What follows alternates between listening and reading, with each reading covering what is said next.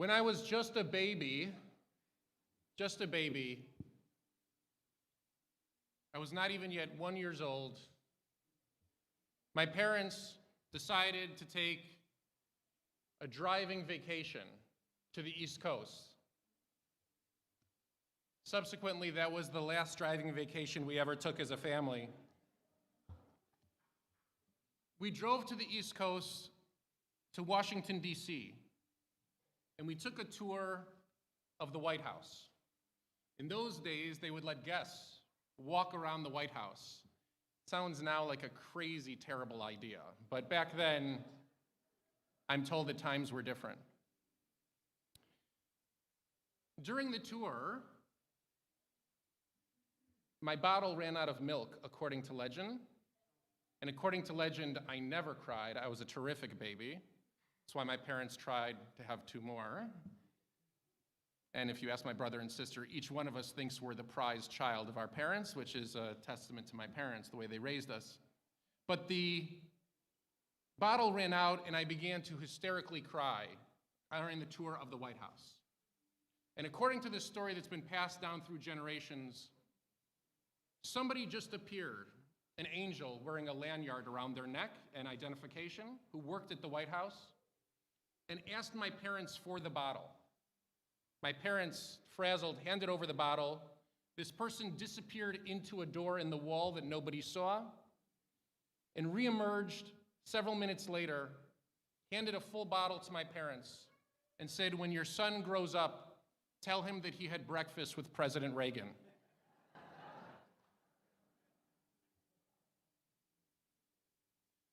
So it really came full circle when on Thursday morning, I drove to the Ronald Reagan Presidential Library to deliver the invocation for an exhibit that's coming in March, an exhibit about Auschwitz. And the reason why the invocation occurred on Thursday and the ceremony occurred on Thursday is because on Thursday is when the train car arrived at the Reagan Library. So you have to imagine that we're all standing there, and a motorcade begins that we can see miles and miles away. First of state troopers, then 50, 60 Harley Davidsons. They're called Patriot Patrol, and they're veterans, and they escort our fallen soldiers when they arrive back from war to their funerals. They were veterans of World War II, and they traveled in front of this German cattle car. And then the car arrived on this enormous truck, of course, this train car that carried our families to their doom. And I stood there and explained to everyone that I not only stand as a rabbi and a leader of the Jewish community here in Los Angeles, I stand in that moment as a grandchild of 4 survivors. My grandmothers, both inmates at Auschwitz, most likely rode on train cars exactly like that one, if not precisely that train car that had arrived there that morning. And they had written off the entire world. They explained, and their stories matched the 2 survivors who spoke next to me. They explained that the world had turned dark, and they believed that there was no one who would come and save anyone anymore.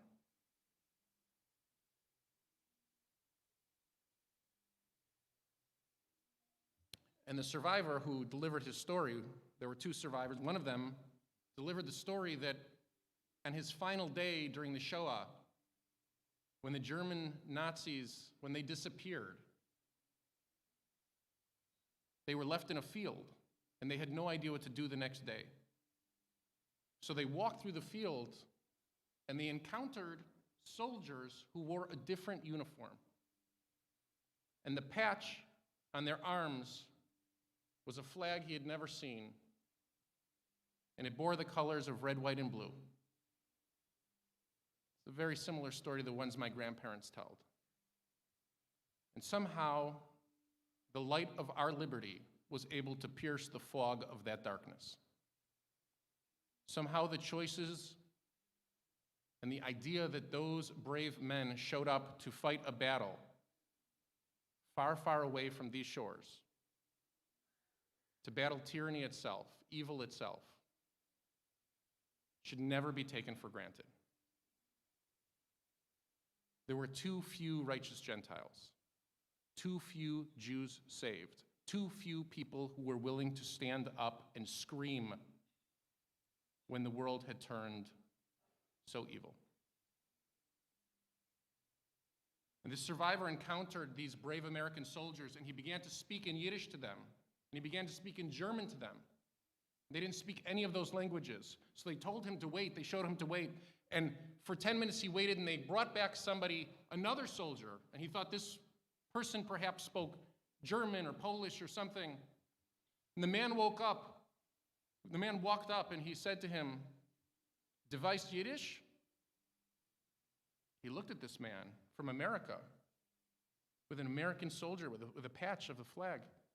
"Du weißt Yiddish?" He said, this person spoke a beautiful, beautiful Yiddish. So he says to him in Yiddish, "Where are you from? Are you from Poland? Are you from Germany?" And he says, "No," in Yiddish, better, "Brooklyn." "Du weißt Brooklyn." He said he didn't know what Brooklyn was, but he knew wherever it was, that's where he was going next. This country that locked its borders to our family decided to open its arms to our people and welcome us. What kind of blessing do we give in a moment when a boxcar shows up? I used a blessing from the Talmud. Baruch atah Adonai Eloheinu melech haolam. Blessed are you, Lord our God, ruler of the universe, mishaneh habriot, who creates a variety of people, who creates people in those days who didn't care about popularity or polling data, who acted upon conscience and conviction. There is a tradition in this country for leaders to stand like that, based on their conscience, based on our conviction. And in a time with rising tides of anti-Semitism, once again in this country and around the world, it's important to call out, especially at presidential libraries, that we need leaders once again who speak on their conscience and conviction, who carry conviction of goodness, of godliness. The Parsha this week presents a portrait of such an act. The angels come to Abraham. He's 99 years old, and they tell him that he's about to have a child. And then the Torah says, "Vayomer Adonai tza'akat Sdom ve'amora ki rabah." God says to Abraham, the cries of Sodom and Gomorrah are great.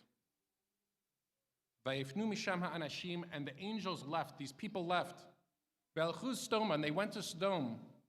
Va'avraham odenu omed lifnei Adonai, and God, Abraham still stood alone before God. He was 99 years old. He had just circumcised himself. I think he probably had a lot to say to God in that moment. And instead of saying, this thing I just did to myself in the desert, it wasn't all that it was cracked up to be. Nobody warned me. Instead of talking about his own personal needs, Abraham cries out. He speaks up for his family, for Lot, and for all of the righteous who live somewhere else. It is not an easy thing to raise children from the bottle to adulthood, to feel comfortable standing in front of communal leaders and say, I see what's going on around in society, and it's not okay. But that's exactly the business that we're in this building, in this school, in this community. We're in the business of raising children to stand up to power and say, these things that we see occurring to our family in this community, around this country, and around this world, it's not okay. I have always believed it's a cop-out. It's an absolute cop-out to say, where was God in the Shoah? I've never once blamed God. I often ask myself when I walk into museums that are endowed by American Jews and Jewish families that have been here for generations and generations, where were we? It's a question we don't like asking in the Jewish community. It's a question that I think Ken Burns prompted within me once again when I watched the documentary. We see in this Torah portion that there are times to stand up and scream and say, we have to save family. We have to save family. We have to care for family. Because we have to be those people, briot shonot. We have to be a different type of people. Shabbat shalom, everyone.